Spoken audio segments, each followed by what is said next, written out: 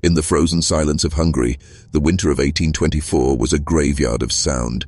The earth itself seemed unwilling to breathe, as though nature had chosen to hold its voice, waiting for something dreadful to unfold. The forests around Békés County were cloaked in fog, the kind that swallowed men whole, leaving only the echo of footsteps that should never have existed.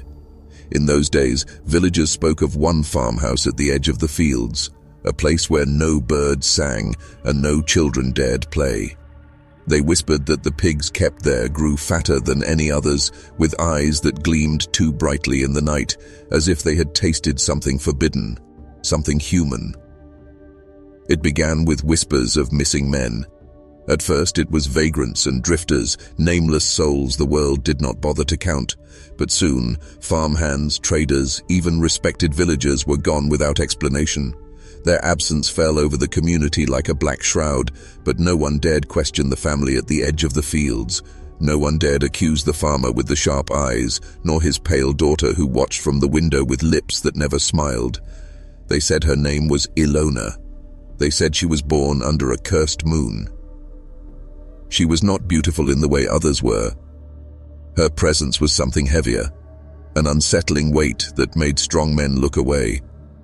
There was a hunger in her stare, an unspoken pact between herself and the animals her father raised. Those pigs, monstrous in size, their snouts caked with soil and something darker, seemed to obey her as though she were their queen. And when night fell, the lantern in the barn burned until dawn, though no farmer could ever explain why.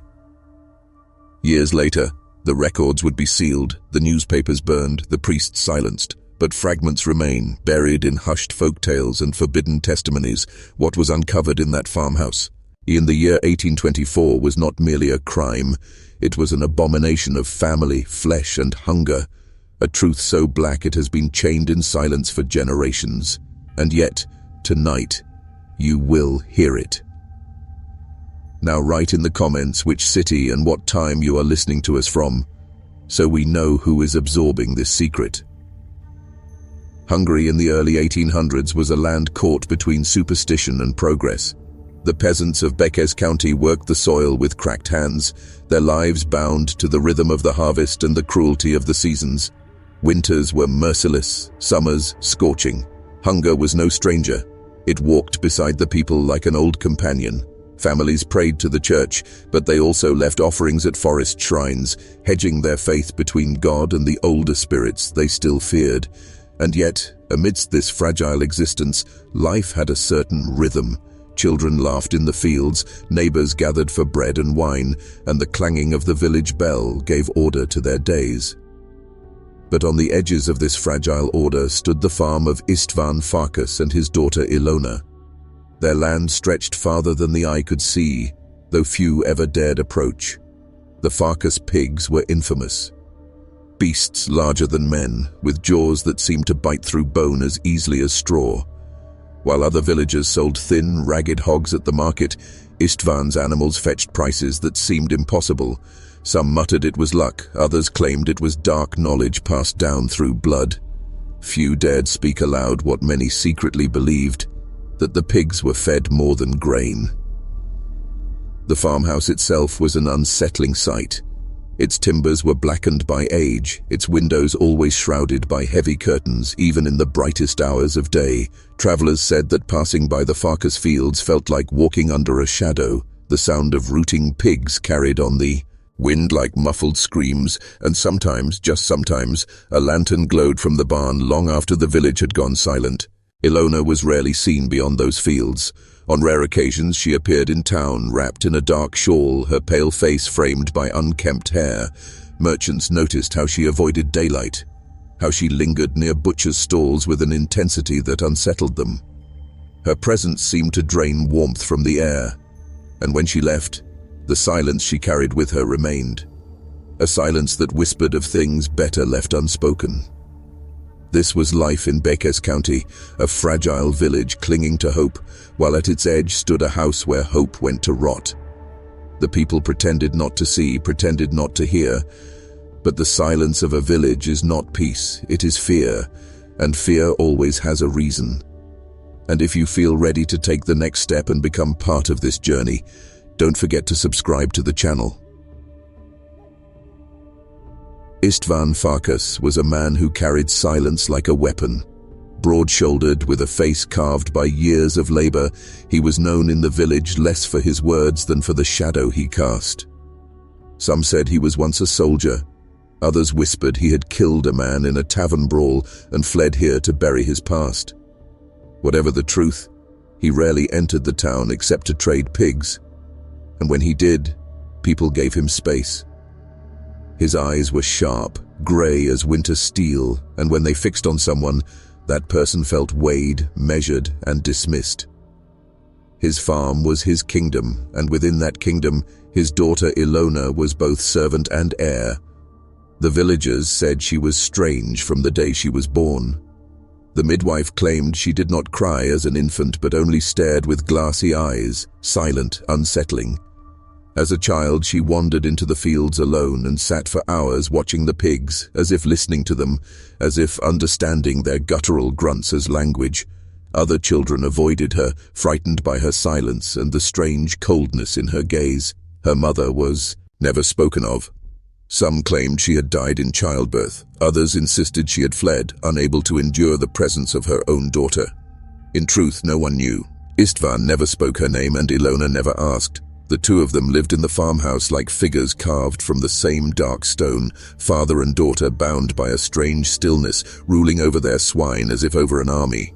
There were stories, always stories, farmhands hired for a season who never returned, neighbors who claimed they heard laughter at night from the barn, not the laughter of joy, but something cracked, unhinged, mingling with the squeals of pigs. Once a boy swore he saw Ilona carrying a sack into the barn that dripped red, and inside the animals screamed as if feeding on something more than fodder. His parents silenced him quickly. In that village, people learned early that questions could be dangerous. Still, the fear was not enough to spark rebellion. Fear rarely is. The Farkas family paid their tithes, their pigs fed the market, and the priest himself never dared step beyond the edge of their fields. And so Ilona grew into a woman in silence, hidden behind curtains, her pale face pressed against the glass, watching a village that pretended not to notice her. But she noticed them. She noticed everyone. It began with the drifters. In those years, Hungary's roads were restless veins, carrying soldiers without masters, beggars without homes, merchants chasing fortune. Strangers passed through the villages often, and when they vanished it raised little alarm. The road took them, people said. The bandits claimed them. It was easier to believe in faceless thieves than to admit something darker stalked their very fields. But then it was not strangers. It was familiar faces. A farmhand who drank too much but was kind to the children disappeared after walking home from the tavern. A man, Illa, who often stopped to rest his horse near the Farkas farm, was never seen again.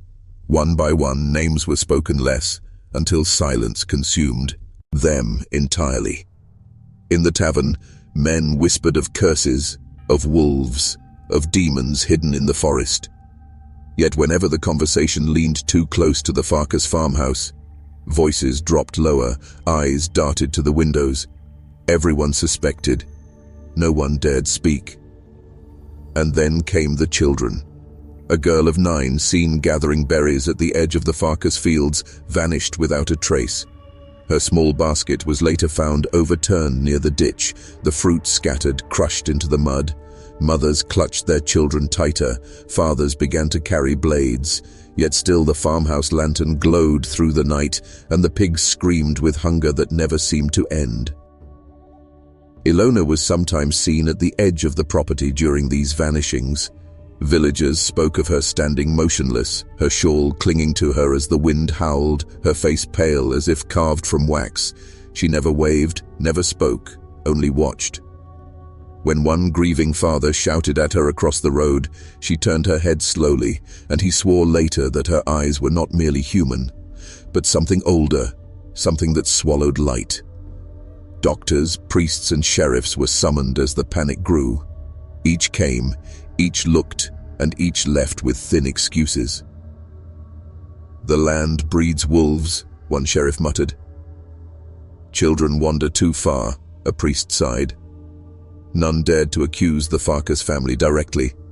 Perhaps they feared Istvan's wrath, perhaps Ilona's silence, or perhaps, and this is the darker truth, they feared what they might find if they forced their way inside. The disappearances grew, like cracks spreading through glass. The pigs grew larger, and the silence in the village grew heavier until it felt like a shroud. A shroud draped not over the dead, but over the living. It was the screams that broke the silence. One night, in the bitter autumn of 1824, a storm rolled across Bekes County, rain low, Ike nails, wind howling like the dead. The village slept uneasily, windows barred, candles flickering, but above the thunder, above the wind, came a sound no storm could hide, a chorus of squeals so violent, so frenzied, it shook the marrow of every man and woman who heard it. The pigs at the Farkas farm were shrieking, not as animals fed, but as beasts driven into madness. And then, mingled within those squeals, came another sound, a human cry. A cry of terror. By morning, a group of men gathered their courage. Pitchforks, axes, torches, poor weapons against the unknown, but better than nothing. They walked through mud and fog toward the farmhouse, their hearts pounding as if each step were leading them deeper into a grave. The closer they came, the stronger the stench, a rot so thick it clawed at the throat, a stink of blood, of waste, of flesh torn too many times. Dogs whined and pulled away, refusing to approach. The barn doors stood closed, but the sound within was undeniable. Rooting, tearing, the wet crunch of bone. The men pushed the doors open, and the sight that greeted them would burn into memory until death. Chains, heavy iron chains bolted to the walls, each darkened with rust and something darker still. And there, in the center of the floor, the pigs swarmed in a frenzy, their massive bodies heaving, their snouts slick with blood. Among them, or rather beneath them, were the remains of a man, or what had once been one. His limbs were twisted, his chest torn open, his face gone. Only scraps of cloth and the gleam of a boot told that this had been a villager. And in the shadows she stood, Ilona. Her pale hands resting on the wooden rail, her face expressionless, as though watching nothing more than the feeding of livestock. When the villagers gasped, she tilted her head slightly, her lips parting, not in horror, but in something that looked frightening, like pride. Behind her, Istvan emerged from the darkness holding a bloodied hook. His eyes narrowed at the intruders, but he did not speak. He did not need to. The truth had already spoken for him. What they had found in that barn was not merely death, it was a ritual, a system, a hunger fed not by need, but by choice. The men who entered that barn staggered out like ghosts. Their faces were drained, their hands trembling, their souls cracked by what they had seen. Some vomited into the mud, others fell to their knees, praying loudly, desperate to wash the image from their minds. But no prayer could cleanse it. No priest could sanctify what had been revealed. Word spread like fire. By dawn, the entire village gathered outside the Farkas farm. Women clutched rosaries, men held weapons, children cried at their mothers' skirts. Fear had at last become rage, yet rage faltered when the farmhouse door creaked open. Istvan stood there, blood still dried on his coat, and Ilona lingered behind him like a shadow, her pale eyes scanning the crowd. Neither flinched, neither spoke. Their silence was more terrifying than any denial. The sheriff arrived with a handful of armed men. He demanded entry, his voice breaking as he called for law and order. Istvan simply stepped aside, as though daring them to look deeper. Inside the farmhouse, the horror continued. Locked chests filled with torn clothing, drawers stuffed with trinkets from the missing, pocket watches, rings, scarves. And in the cellar, where the air was thick and damp, the truth was carved into the very walls. Bones stacked in heaps, stripped clean. Rows of skulls glared from the dirt as though silently accusing. The pigs, now restless and foaming at the mouth, pounded against their pens. The sheriff collapsed against the cellar wall, whispering prayers he had not spoken in years. He ordered Istvan and Ilona seized, yet even as the guards bound their wrists, the father's expression was calm, and the daughter's lips curled in a faint smile. The trial, if it can be called that, was swift and secretive. Official records are scarce, for the authorities feared scandal. Newspapers printed vague reports of ritual murders and devilish practices, but details were suppressed, buried beneath layers of silence. Some say Istvan was hanged in the square before a trembling crowd. Others claim he was taken away quietly, never to be seen again. As for Ilona, the stories splinter. Some say she was imprisoned until she starved. Others whisper she vanished, that one night her cell was found empty, the door still locked, her presence dissolved like smoke. The villagers buried what they had seen, but trauma does not bury easily. It festers, it haunts. And soon, darker rumors spread, that the screams from the barn still echoed on stormy nights, carried by the wind. The authorities knew one thing: the story of Istvan and Ilona Farkas could not be allowed to spread, not in its true form. The empire was fragile, its grip on the countryside already strained by famine and unrest. To admit that a respected landholder and his daughter had fed neighbors to their swine was not only scandalous, it was destabilizing. Panic breeds rebellion, and rebellion was something the crown feared more than monsters. So the cover-up began. Official reports were collected, then destroyed. The sheriff who led the raid was transferred to another county, his tongue bound by threats. Priests were instructed to describe the incident as a family tragedy, nothing more. A sickness of the mind, they said, not of the flesh. Villagers were told to remain silent, reminded that rumors could bring punishment as severe as treason. Silence became survival.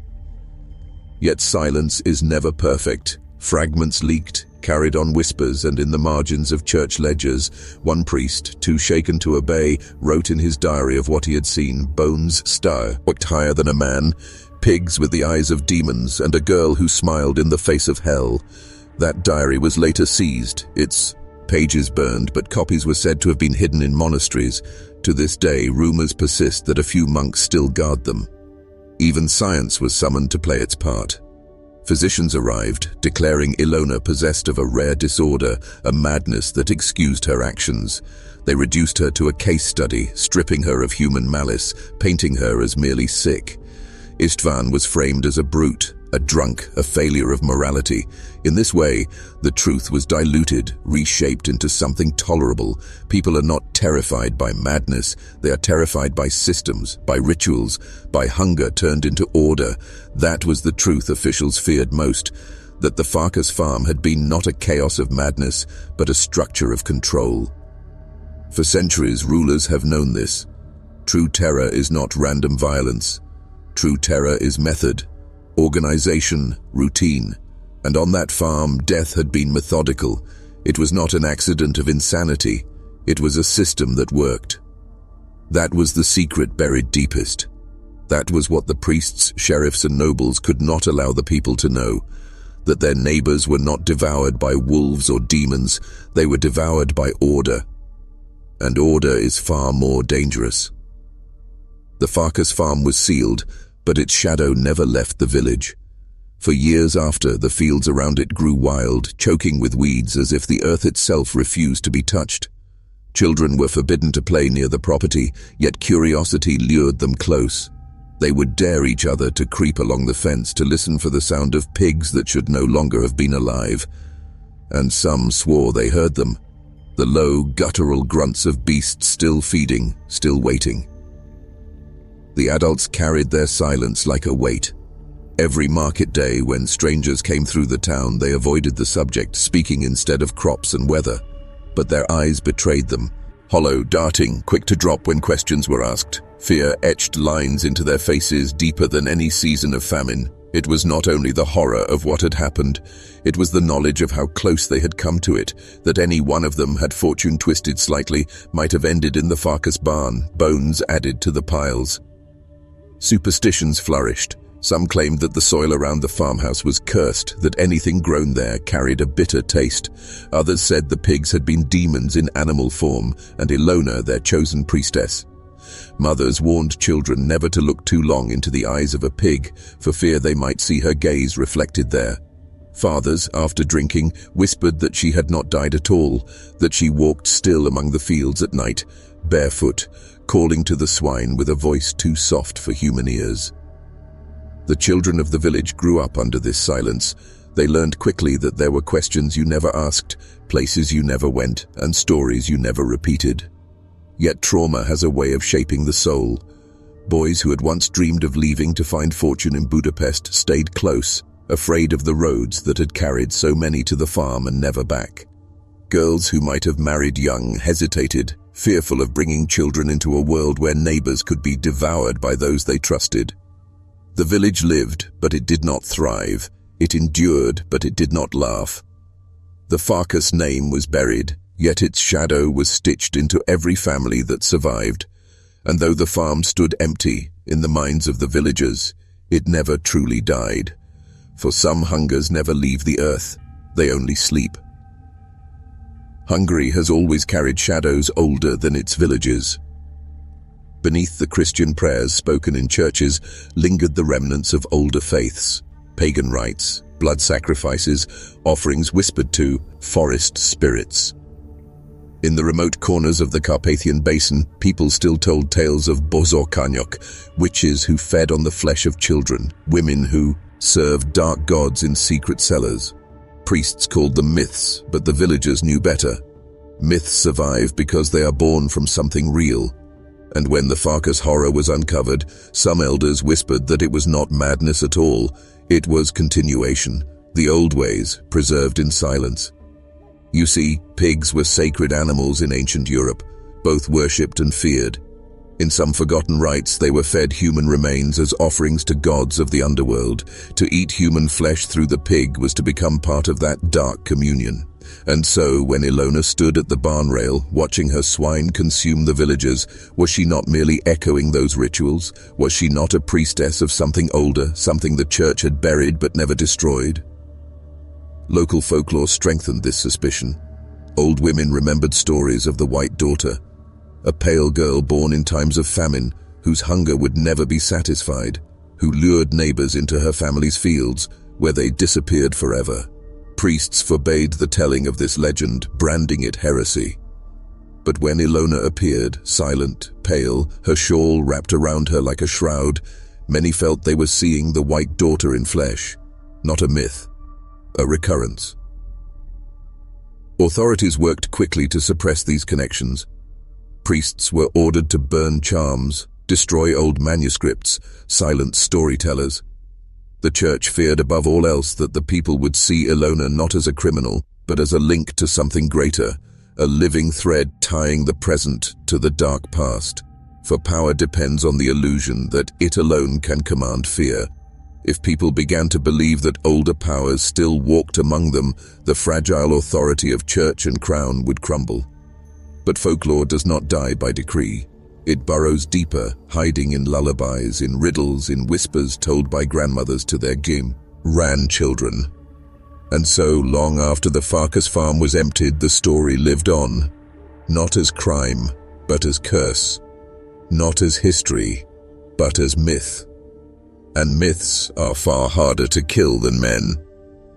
The Farkas case was more than a local horror.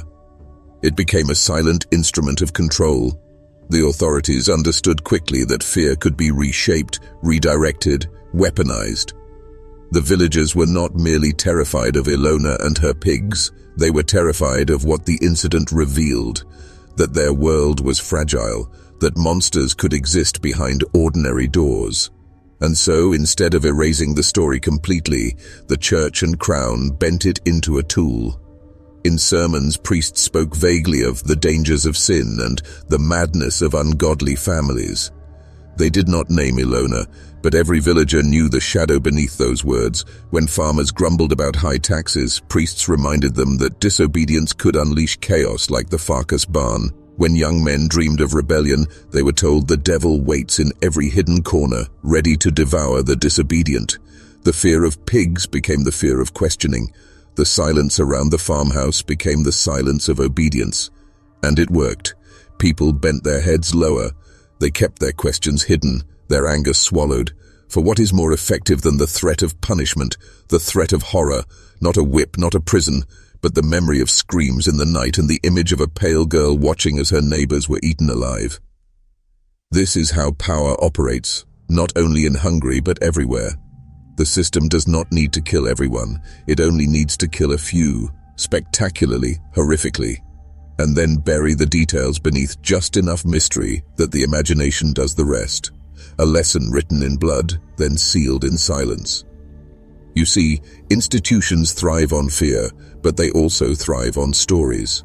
Controlled narratives. The villagers were told to forget, but forgetting is impossible.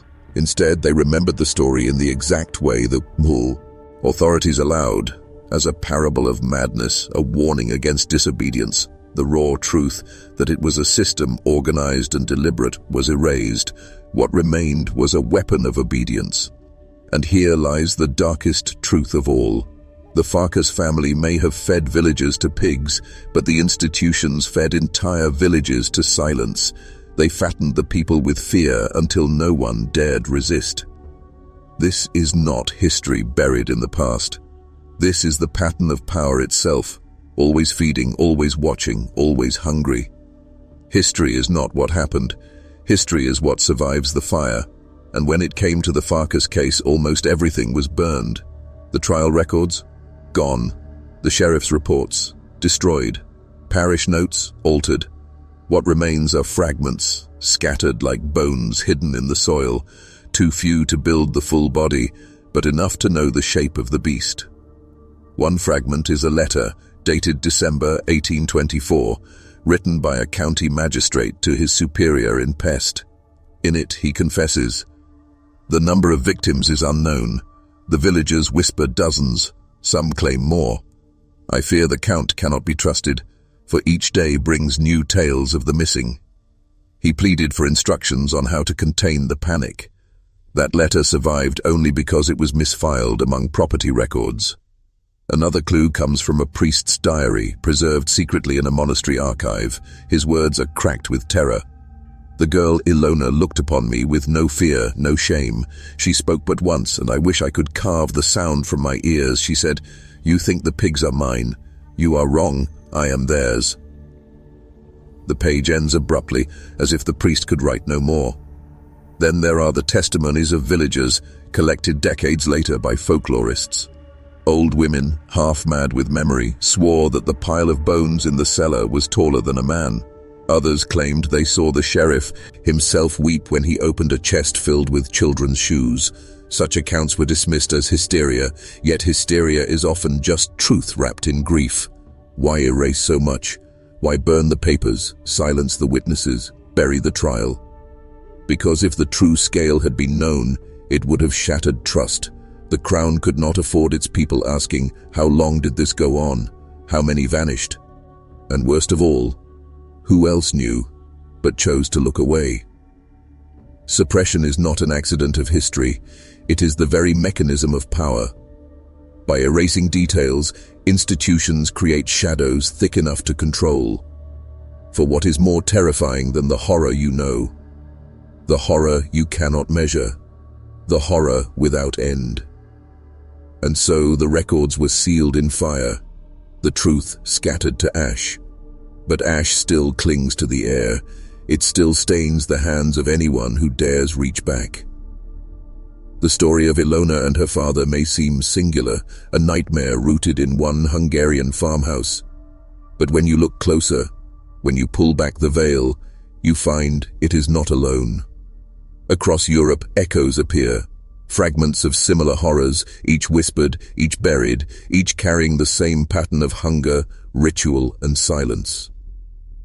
In Bavaria, 1791, a small hamlet vanished overnight. Officially, disease was blamed, but one surviving account written by a traveling friar speaks of swine feasting upon human limbs while a pale-faced woman sang to them. The record was confiscated. The friar himself was later accused of blasphemy and disappeared. In rural Poland, 1806, bones were discovered in a barn cellar. Dozens, perhaps more. Local peasants told investigators of a family who had fed the hogs what the earth should never know, but within weeks, the estate was confiscated by nobles, the story reframed as famine deaths. The bones were reburied without names. Even further back in France during the Black Death chronicles mention porcheries, pig farms where the desperate not only slaughtered strangers but allowed the swine to consume them whole. Priests, uneasy with these records, later edited the accounts, transforming them into allegories of sin rather than reports of fact. Do you see the pattern? The Farkas farm was not an accident. It was a chapter in a book of horrors Europe has been writing for centuries. Each time the same elements. Hunger twisted into ritual, livestock turned into accomplices, families becoming priests of the unspeakable. And each time the same outcome: discovery, horror, suppression. This is not madness in isolation. It is memory resurfacing. It is tradition resurfacing, a cycle that re-emerges in different places under different names, always ending in the same silence. The institutions of Europe have long understood that too much truth breeds revolt. If peasants believed such rituals were not only possible but common, faith in church and crown would collapse. Better to erase, to burn, to bury, than to let people connect the dots. But we can connect them now. Bavaria, Poland, France, Hungary. 4 points on a map, bound not by chance but by something older. An undercurrent of hunger, ritualized, repeated, hidden. The question is not whether Ilona was unique. The question is, how many Ilonas have there been? How many farms, how many families, feeding in silence, erased from memory? And how many are still out there now, feeding men to pigs? On the surface, it is savagery, a crime of desperation or madness. But if you look closer, if you strip away the mask of horror, you begin to see the shape of a ritual, a system with meaning, a practice older than memory. Pigs are not ordinary animals. They are mirrors of man. Their flesh, their organs, their hunger, eerily close to our own. In ancient rites, they stood as substitutes for humans in sacrifice. When the priest killed a pig, it was said the gods accepted it as if it were human blood. But what happens when that line is crossed? What happened? And when humans are fed to pigs, and then those pigs consumed by humans, flesh becomes a circle, identity dissolves, boundaries blur until you can no longer say where man ends and beast begins. The Farkas farm was not chaos. The chains on the barn wall prove it. The carefully stacked bones prove it. This was not frenzy. It was method. Ritual demands order. And what is ritual if not the attempt to transform? To turn the ordinary into the sacred, the forbidden into the eternal. Ilona was not just watching pigs feed. She was officiating. She was presiding. She was high priestess of a communion most men dare not even imagine. Think of her words recorded in the diary of that trembling priest. "You think the pigs are mine. You are wrong. I am theirs." This was not madness speaking. This was initiation. The admission of a bond beyond human morality, a pact between flesh and hunger, a pact written in screams. Authorities feared this truth most of all. If it was madness, the people could rest easy, believing it an isolated evil. But if it was ritual, then it was structure, repetition, legacy. And rituals can spread. Rituals can be copied. Rituals can survive the burning of records carried quietly in the memories of those who witnessed. Understand this. Crime dies with its criminal. But ritual outlives. Ritual hides in whispers, in secret gatherings, in the night. Ritual does not need Ilona alive to continue. Ritual only needs hunger, and hunger never dies. When men hear of such acts, they recoil. They call it madness, barbarity, impossible. But those who orchestrate these rituals understand something deeper. Horror is not just destruction. Horror is control. Think of the chained victim in the Farkas barn. He screams, he resists, he begs. But as the pigs draw near, his mind shifts. His final thoughts are not of rebellion, not of justice, not of God, but of raw, aniai, malterra. All the structures of civilization collapse in those moments. Kings, priests, laws, none of it matters. Only hunger and flesh remain. That collapse is the first step in control. When man is reduced to prey, when he feels his body no longer belongs to him, he becomes clay in the hands of those who rule the ritual. And what of the witness? Imagine Ilona night after night watching the pigs feed. At first she is shaken, but repetition rewires the mind. The grotesque becomes routine, the routine becomes sacred. Soon she does not see blood. She sees power, she does not hear screams. She hears a hymn. Slowly, the ritual shifts her identity. No longer a daughter, no longer a child, but a vessel of something greater, darker, more commanding. This is how institutions of power operate, even outside the barn. Break a man's spirit, reduce him to raw survival, and then reframe the horror as sacred order. The church did this with inquisitions. Monarchs did this with executions. Armies did this with public punishments. What happened in the Farkas farm was the same formula, stripped to its rawest, most primitive essence. Psychological control does not need chains. Chains are for the body, ritual is for the mind. Once the witness accepts horror as holy, they no longer resist, they obey. And when obedience is born from horror, it is unshakable. It becomes identity itself. So when the villagers whispered that Ilona seemed detached, empty-eyed, unable to speak of anything but death, they were not describing madness. They were describing transformation, a transformation engineered not by accident but by design. The Farkas ritual was not about pigs. It was not even about death. It was about control, about the reprogramming of human minds through exposure to the unthinkable. And the ones who master such control never die out. They adapt, they evolve, they hide their methods in symbols you see every day. But we will come to that. Do you really believe that the Farkas farm was the end of it? That the ritual of flesh and fear, of pigs and prey, lived and died in a muddy Hungarian barn? No. Power always watches. Power always learns. The hidden hand of Europe, the nobles, the priests, the guilds of influence, they study such events with fascination. They see not the horror, but the utility. A ritual that reduces man to prey. A ritual that rewires the mind of the witness into obedience. A ritual that erases morality and binds participants through shared guilt. Do you see it now? This is a perfect system of loyalty, a perfect machine for control. In whispered circles, these rituals were not condemned. They were collected, examined, refined. The Farkas case was covered up because it was too valuable to expose. To the elites, this was not madness. This was technology, a dark psychology, a tool of governance. What better way to bind a noble house, a secret order, a circle of rulers, than through shared exposure to the unthinkable?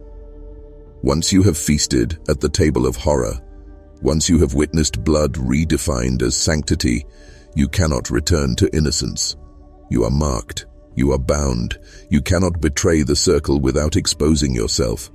From Hungary to Vienna, from Vienna to Paris, such whispers traveled. Some called them banquets of silence, others, more daring, named them the communion of flesh. Always hidden, always denied, but always present, woven into the invisible history of Europe. Look at the symbols carved above old lodge doors, the grotesques in cathedrals, the animal masks paraded in medieval festivals. They are not accidents, they are remnants, echoes of rituals performed in chambers where no chronicler was allowed to write. Do not mistake me, I am not saying every king or bishop fed peasants to pigs, but the idea, the pattern, the hidden method of binding men through shared exposure to horror, this was absorbed. It became part of the unspoken, and language of power. The Farkas girl was not erased because she was shameful. She was erased because she was useful. Her story was too dangerous for the masses but too valuable for the few.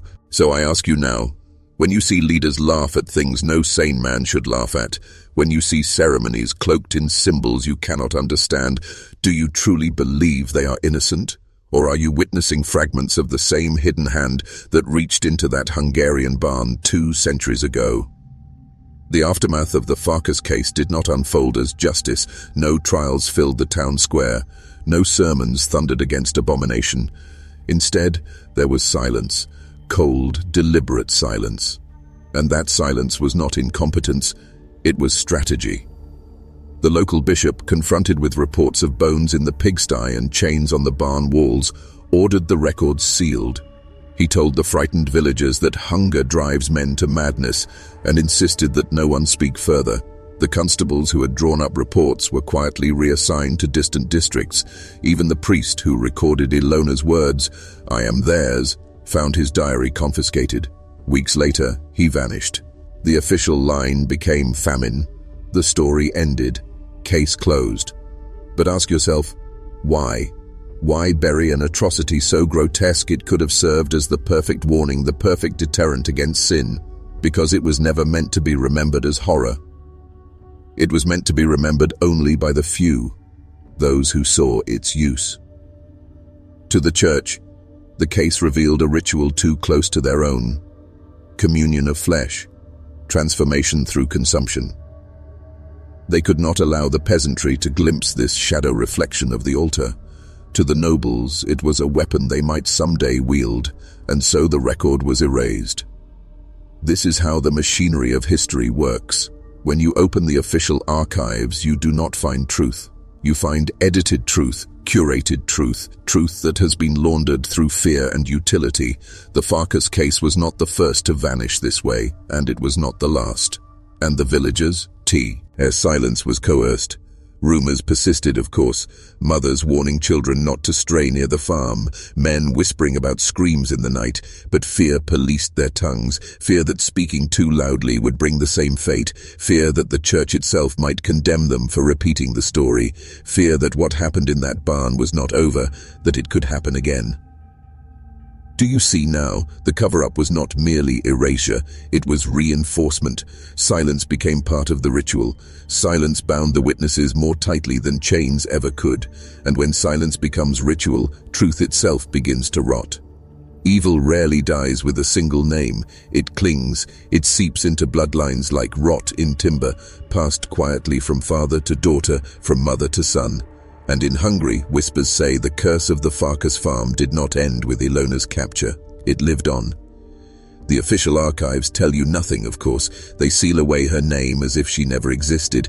But parish registers, tucked in forgotten chapels, still bear the surname Farkas. In the decades after 1824, strange entries appear. Infants baptized, only to die weeks later under unexplained causes. Families who seemed prosperous one season, then vanished the next. And always nearby, farms with pigsties that grew unnaturally large, fattened in seasons of famine when no one else's animals survived. Travelers passing through the region wrote unsettling details.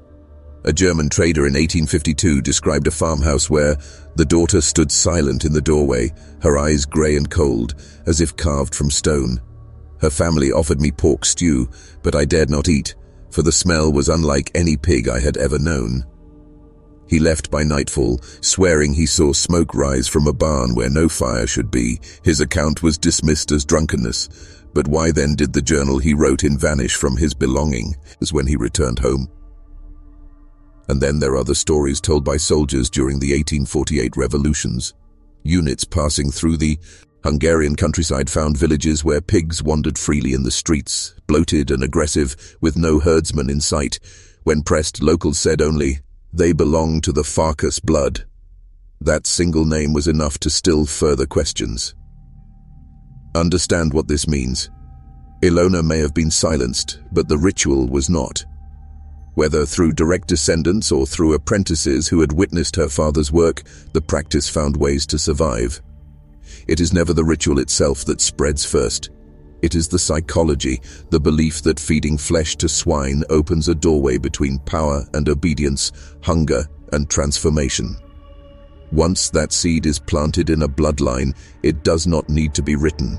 It survives in whispers, in habits, in the way a family sharpens their knives at dusk. Some say even now there are families in the Hungarian countryside who bear that name, who do not speak of their ancestors. Their barns stand apart from their homes, their pigs grow larger than they should, and their neighbors look away. Because some curses do not end. They wait, they inherit, they watch.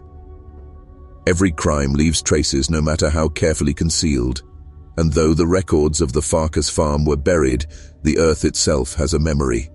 Beneath the soil of Hungary's forgotten fields, there are graves that were never blessed, never marked, never meant to be found. Local folklore speaks of a meadow near the original farmstead, where the grass grows higher, greener, as if nourished by something unnatural. Shepherds refuse to let their flocks graze there.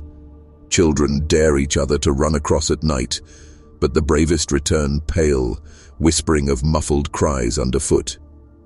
For decades, villagers claimed this meadow was no ordinary pasture. It was a burial ground. In the 1880s, a railway expansion project cut through that very land. Workers uncovered what they first believed to be animal bones. But the deeper they dug, the clearer it became. Human remains, scattered in layers, mixed with pig skulls and swine teeth. Over 50 skeletons surfaced before the project was abruptly halted. Official reports filed the bones as ancient battlefield casualties, though no recorded battle had ever been fought there. Within a week, the site was filled in, fenced off, and patrolled. But fragments survived. A Hungarian historian, Adam Varga, wrote in his private journals of visiting the site. He described bones with clear bite marks, femurs gnawed down to splinters, skulls cracked open as if by heavy jaws. Among the remains, he noted, were rusted chains and iron rings still fixed in the soil. His notes never reached publication. He was found drowned in the Danube months later. His journals vanished from his home. Still, oral memory kept the story alive. Villagers warned each other not to dig wells near the meadow. They said the ground was poisoned, not with disease, but with hunger that never rested. To this day, if you stand there on a windless night, locals swear you can hear a low grunting beneath the soil, as if the pigs themselves are still feeding in eternity. Unmarked graves are the truest testament to power. Not the marked tombs of kings, not the gilded coffins of saints, but the pits filled in haste, sealed by fear. They tell us more about the hidden history than any church record ever could. The Farkas farm left behind more than a story. It left behind a graveyard the authorities could not erase. And every time the earth is disturbed there, it threatens to speak again. Symbols are the fingerprints of hidden history. They survive where records are destroyed, where witnesses are silenced. And in the wake of the Farkas farm, swine symbols began to appear in places that had no business bearing them, in carvings, in heraldry, in secret insignias carried by those who walked among power. In medieval coats of arms, pigs were almost non-existent. Lions, eagles, serpents. Yes, swine, almost never. But after the 1820s, something changed. Hungarian noble families began inscribing wild boars into their crests, not as symbols of harvest or farm life, but as emblems of ferocity, domination, hunger without end. A century later in Vienna, an obscure order of financiers adopted the emblem of a crowned pig standing over a human skull. They claimed it was a satire against gluttony. But those who have studied the designs closely see something else, ritual memory encoded into symbolism. Even the church could not resist. In minor chapels across rural Europe, grotesques of pigs began to appear tucked in the corners of frescoes, biting into human limbs. Officially, these were allegories of sin, warnings against indulgence. But look closer, and the depictions are too precise, too anatomically correct, as if painted by those who had seen the feeding firsthand. By the late 19th century, Masonic lodges across Eastern Europe began incorporating swine into their initiation feasts. Members were served pork dishes while being lectured on the transformation of flesh and spirit.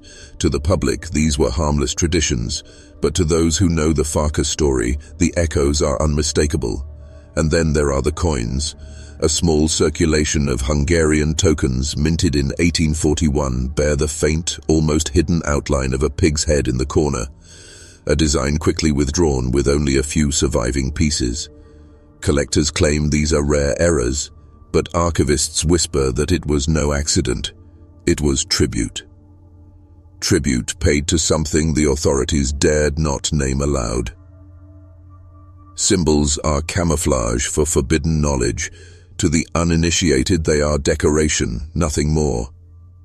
But to those who carry the memory of rituals, they are signals, a way of recognizing one another in plain sight. So the next time you pass a stone arch and notice a pig carved above it, or you see a noble crow marked with swine, ask yourself, is this a warning, or is this a reminder? Because symbols do not lie, they only wait for the right eyes to see them. Why pigs? Why not cattle, dogs, or goats? Why, across centuries, did those who trafficked in horror return again and again to the swine? The answer is not accident, it is logic. Ritual logic.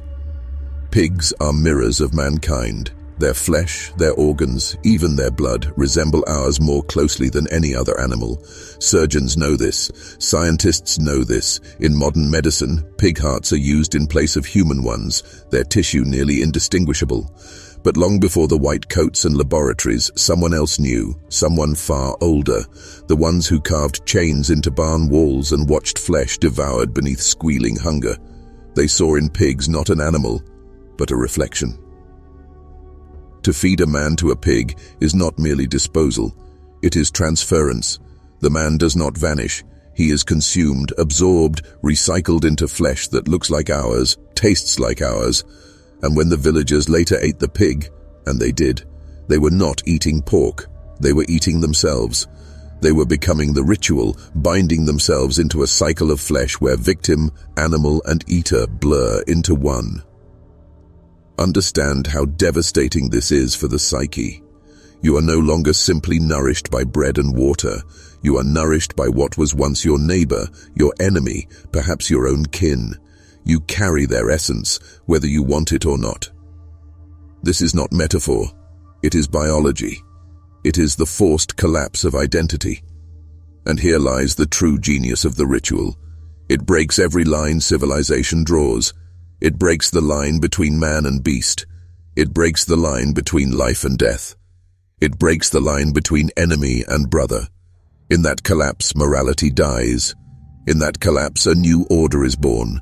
One not governed by law, but by those who preside over the feeding. This is why Ilona's father chose pigs, not because they were convenient, because they were perfect. Perfect vessels for transformation, perfect instruments for control, perfect mirrors of what man becomes when hunger rules. And the elites who studied the case understood this. They did not see pigs as animals, they saw them as gateways. So now, ask yourself, how many rituals today still use pigs in disguise, dressed as banquets, festivals, feasts, while their true purpose hides beneath the laughter and the firelight? Do not comfort yourself with the illusion that Ilona's nightmare ended in 1824. Darkness does not vanish, it waits. And in the centuries that followed, the ritual she embodied re-emerged in chillingly familiar forms.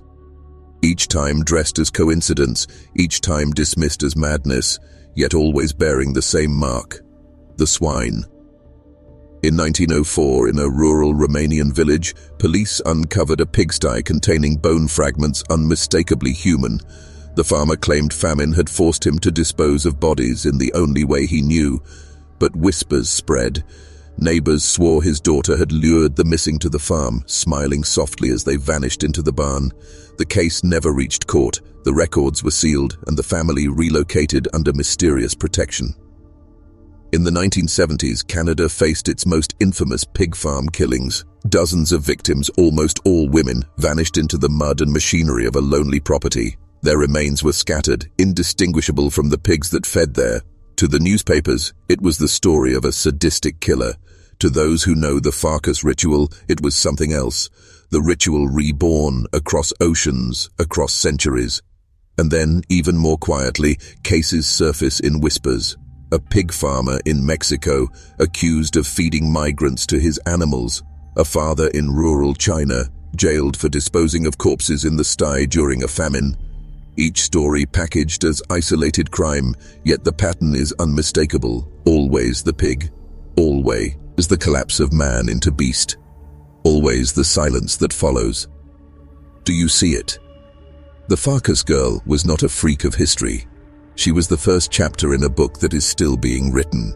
A book carried forward by bloodlines, by rituals, by those who see horror not as tragedy but as power. And every time the pattern returns, the same question rises. Is it madness or is it memory? Are these killers inventing horror anew, or are they echoing something older, something whispered from parent to child, from priest to initiate, from the silence of 1824 Hungary to the cold headlines of our own age? When the world recoils in disgust, the initiated smile. Because they know they have seen this before. They know it will happen again, and they know the swine are never truly full. Each time the pattern reappears, you will notice the same choreography. First, shock, then outrage, then quiet. Always the quiet. Authorities move in, papers are sealed, and the story is framed with one word: madness. Madness is convenient. It explains everything and nothing. It reassures the public that the crime was an accident of nature, a fault in one diseased mind. But call it ritual, and suddenly the question changes. Suddenly it is not about one broken man or one broken girl. It is about structure, about transmission, about something learned, repeated, perfected, and that institutions cannot allow. When the pig farmer in Canada was finally exposed, investigators tried to trace the missing women further back. Rumors of earlier victims, rituals in barns, strange gatherings at night. But the deeper they dug, the quicker the resistance came. Judges ruled evidence inadmissible. Files were redacted. Witnesses recanted. The official record ended neatly. A lone predator, nothing more. Case closed. Why do governments prefer silence? Because horror is destabilizing. It breeds suspicion not only of the criminal, but of the very structures meant to protect us. If rituals like these are real, if they repeat across borders and centuries, then the public must ask, who allows it? Who benefits from it? And those are questions the powerful cannot afford to answer. The media plays its role too. Sensational headlines for a week, a month, then disappearance. Stories buried under celebrity scandals and economic reports. When you search later, you find fragments, contradictions, loose threads that never tie together. It is by design. They know memory fades quickly when starved of fuel. The church, the crown, the parliament, the press, all learned the same lesson long ago. Better to bury than to explain. Better to brand it as insanity than to admit the possibility of ritual. For if ritual exists, then there is meaning in it. And where there is meaning, there is structure. And where there is structure, there is power. So every time another case arises, Romania, Canada, Mexico, China, the same spell is cast. Madness, nothing more. Move along. Forget. But what they cannot erase is the pattern, and patterns once seen cannot be unseen.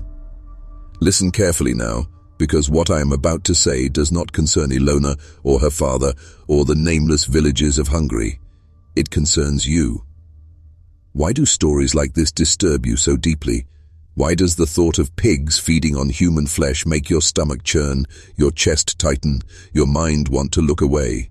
It is not only disgust, it is recognition. Somewhere in the deepest recess of your being, you know this is not foreign, it is part of you. Man is an animal that pretends not to be an animal. We build cities, laws, churches, but beneath the surface lives hunger.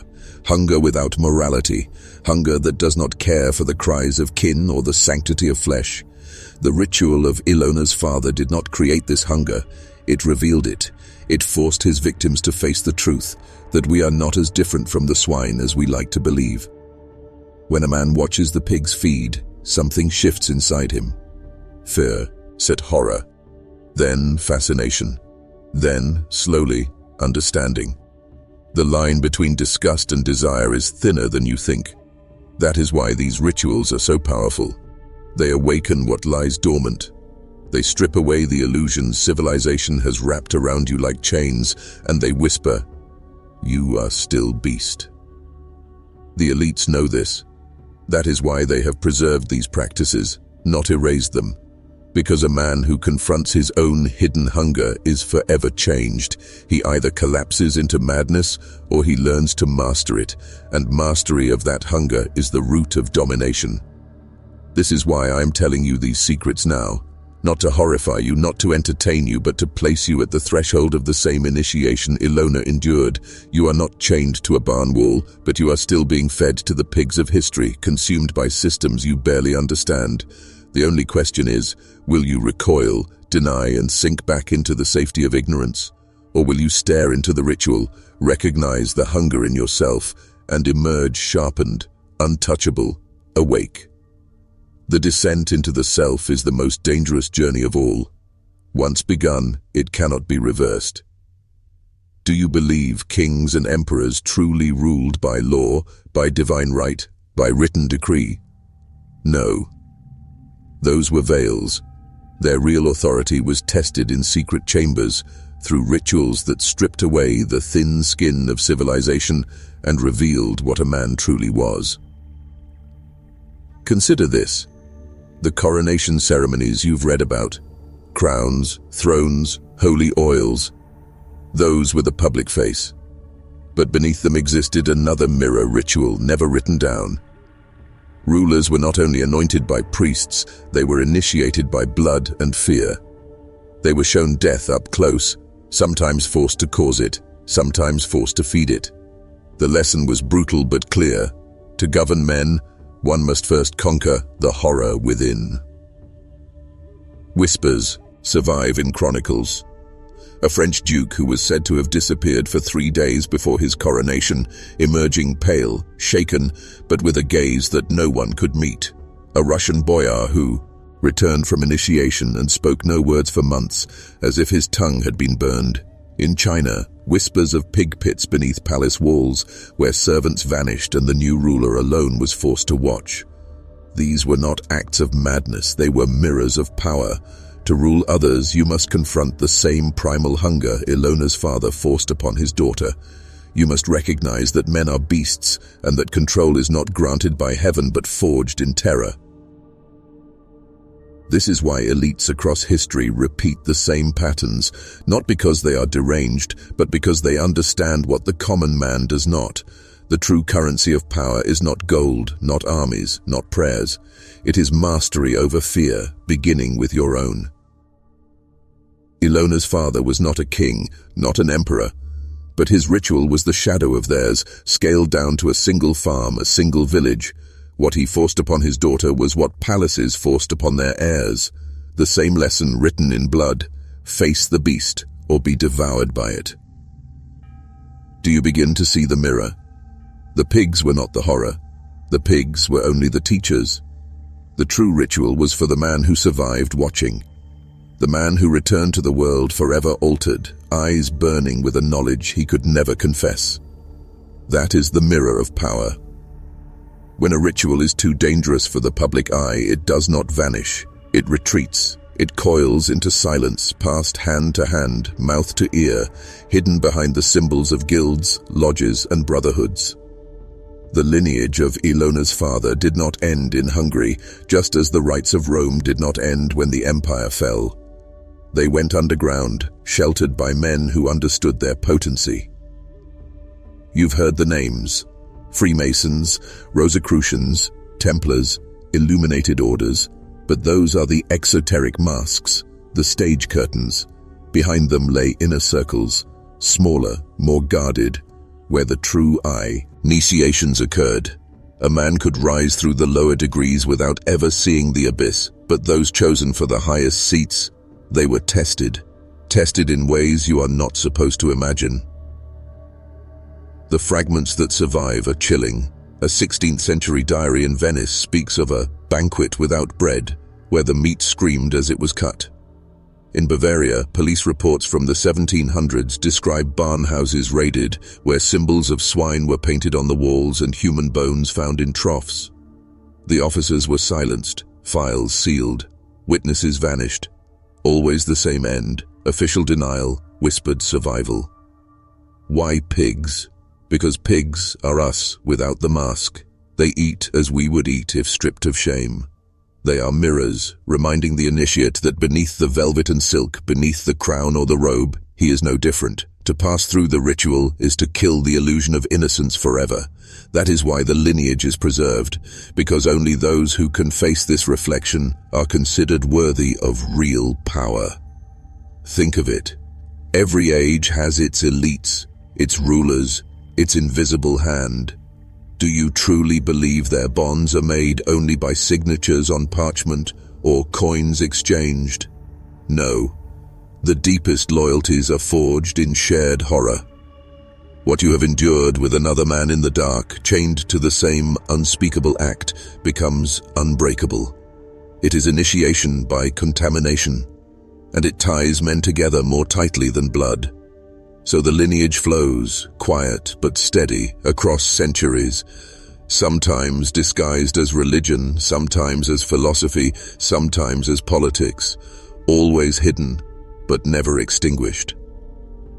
You are not hearing a dead story tonight. You are glimpsing a current still alive, still flowing, still binding. You may think that rituals of pigs and blood belong only to the past, relics of farms, castles, hidden lodges, but the essence of the ritual has not vanished. It has simply evolved. It has been translated from the barn to the boardroom, from the trough to the television, from chains of iron to chains of the mind. Understand this, the ritual was never about pigs. It was about control. It was about breaking the human spirit, revealing its hunger, then reshaping it to obey. Once you grasp that, you see how the same formula has been reprogrammed into the algorithms of modern power. Step 1. Isolate the subject. In the barn, the victim was chained alone in the dark. Today, you are chained to a screen, isolated in a glowing room, separated from community by invisible walls of digital distraction. Step 2. Feed them fear. In Ilona's time, it was the screams, the stench, the pigs gnawing at flesh. Now it is headlines of collapse, images of terror, statistics of death. The same purpose, to weaken resistance, to keep you on edge, pliable. Step 3. Forced dependency. The villagers depended on the farmer for meat, for survival. You depend on systems for food, energy, currency.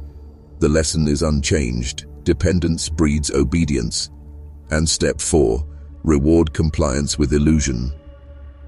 In the barn, silence bought another day of life. Today, conformity buys you likes, promotions, temporary comfort, a taste of safety that is always one step from being ripped away. Do you see? What was once enacted with pigs has now become psychological architecture. Entire nations are fed into invisible troughs, their minds processed, their fears consumed. What once required chains and barns now requires only algorithms, broadcast towers, and endless distraction. This is why the lineage survived. Not to remain bloody and crude, but to refine itself, to grow cleaner, subtler, harder to detect. The same ancient corruption hidden beneath the skin of modernity. And here lies the cruelest truth. The pigs were never the enemy. The pigs were only mirrors. Today, the mirror is the screen, and billions stare into it daily, unaware they are still inside the ritual. The algorithm is the new barn, and you are already in Tekin. Every government keeps secrets, but some secrets are locked not for years, not for decades, for eternity. You think archives are declassified after 50 years, that dusty files eventually see daylight. That is true for wars, treaties, scandals, but not for this. There are chambers, sealed, guarded, untouchable, files stamped with the mark of national security. But what nation is preserved by silence about pigs, barns, and vanished bodies? What nation is saved by hiding police reports of bones in troughs, diaries of rulers describing nights of ritual initiation, or medical records that hint at impossible scars on survivors? No, these are not sealed for national security. They are sealed because to release them would shatter the myth of civilization itself. In Hungary, whispers remain of a police raid in 1928 that uncovered an entire barn filled with human remains. Officials recorded everything, but the files disappeared. When journalists decades later asked about it, they were told no such case existed. In Mexico, records of cults tied to political elites were boxed and buried in government vaults. Journalists who pursued the trail ended up dead. In Canada, entire swaths of the Picton investigation were redacted, names and details blacked out, never to be revealed. Do you think that is coincidence? Or is it continuity? Every sealed chamber tells you the same truth. The pattern is acknowledged at the highest level but never admitted. Governments know, institutions know, the lineage of ritual has not escaped their eyes. But they also know that a population that sees the true face of power, that it is not clean, not holy, not rational, but fed by darkness, is a population that might burn the system to the ground. So they protect the silence. They ensure that the rituals remain rumor, speculation, conspiracy. They lock the chambers, black out the names, eras, the evidence. They rewrite the memory of nations. And yet sometimes fragments slip through. A half-burned document, a whisper from a retired investigator, a grave uncovered by accident. Enough to remind us that the sealed chambers exist. Enough to remind us that the silence is not absence, but censorship. Remember this: the deeper the secret, the heavier the seal. And what is sealed with the greatest weight is always what threatens the very foundation of control. You may comfort yourself by thinking these rituals belong to the past, crude acts in barns locked away by history. But look closer at the world around you. The signs are not gone. They are resurfacing. And this time, they are hidden in plain sight. Why do you think we are surrounded by art soaked in blood, music videos drenched in symbols of pigs, masks, and feasts of flesh? Why do fashion shows parade models with swine-like features, while celebrities pose in troughs of excess, feeding on chaos? Is this coincidence, or ritual, rebranded as entertainment? Notice the patterns in criminal cases that surface briefly, then vanish. A warehouse in Eastern Europe raided, dozens of missing people found. The story runs one night, then disappears from the news. Reports of underground clubs in major cities, decorated with farmyard motifs, where elites gather behind closed doors. Again, quickly buried. Always the same cycle. Shock, then silence. Even the language of politics whispers the rituals return. Leaders speak of populations as stock, consumers, feeders. Entire economic systems treat you not as citizens, but as resources to be fattened, processed, consumed. The metaphor is no accident. It is the ritual translated into policy. And ask yourself this: why, in an age of surveillance, where satellites map every street and phones record every sound, do so many people still vanish without a trace? Where do they go? How can thousands disappear each year in countries with cameras on every corner, and yet their stories dissolve into silence? The return of the Ritu. Owl does not mean barns and pigs in every village. It means the same essence: sacrifice, hunger, domination, now woven into culture, entertainment, politics, and technology. The pig is no longer just an animal. It is a symbol, a mask, a reminder that you are still inside the system of feeding and being fed. The difference now is scale. In Ilona's village, the ritual consumed a handful of souls. Today, entire nations are fed into the machine. The feast is global. So do not think you are safe because you see no barn outside your window. The barn is everywhere now, and the trough is already full. There comes a point when knowledge itself becomes a blade. Tonight, you have been led step by step through chambers most men will never dare to enter. You have seen the pigs, the barns, the sealed archives, the algorithms of control, and now you stand at the threshold of choice. Understand this. Awakening is not free, it costs. To know the truth is to become alien to the world around you. The men beside you at work, the strangers on the street, the faces glowing in the light of their screens. They are still asleep, still feeding, still bleating with the comfort of ignorance. If you awaken, you will never again see them as equals. That is the first cost: isolation. The second cost is responsibility. Once you recognize the ritual, you cannot unsee it. You will notice it in the news, in the words of leaders, in the hidden gestures of culture. And every time you see it, the question will gnaw at you. What will you do with this knowledge? Will you remain a passive observer, or will you use it to carve yourself into something greater? The third cost is danger. Do not be naive. The very institutions that seal archives, silence journalists, and erase witnesses are the same institutions that do not want men like you awake. If you speak too loudly, they will notice. If you reveal too much, they will erase you. That is why these truths are wrapped in metaphor, in myth, in allegory. It is the only way they can survive in the open. But the alternative, refusing the initiation, is worse. To refuse is to remain chained in the barn of illusions, fed scraps of comfort while your very life is consumed. To refuse is to live and die as fodder. So I tell you this as a final warning. You cannot walk backward. You cannot unhear what has been spoken. You can only decide whether to step fully into the fire, to master the hunger within, to see the ritual for what it is and rise above it, or to collapse, to deny, to sink back into the trough and pretend you never saw the truth. The choice is yours, but make it now, for time is not on your side. The hour has come to close the circle. You have followed the trail through Hungary's fields in 1824, through the barns of Europe, the sealed chambers of governments, the rituals of rulers, the algorithms of control. Step by step, you have descended into the forbidden depths, and now you understand. The pigs were never the story. The pigs were the mirror. The real story is man, what he hides, what he becomes when stripped of illusion, what he will do to feed his hunger for power.